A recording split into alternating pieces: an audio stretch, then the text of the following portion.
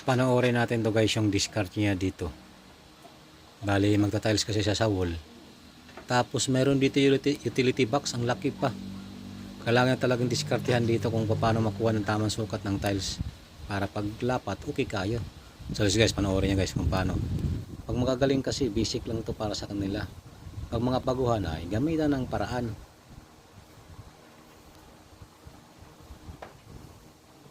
So ang kanyang ginamit na panukat, tiles lang yan. Dalawan kasi yan ng veterano.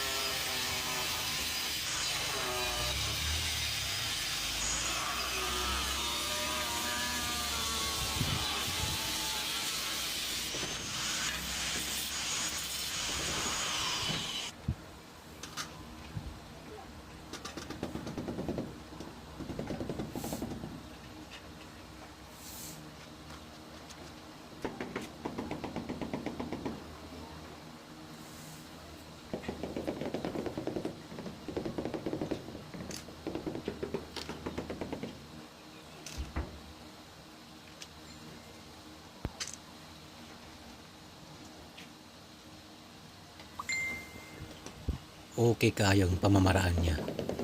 Malinis ang kayang trabaho.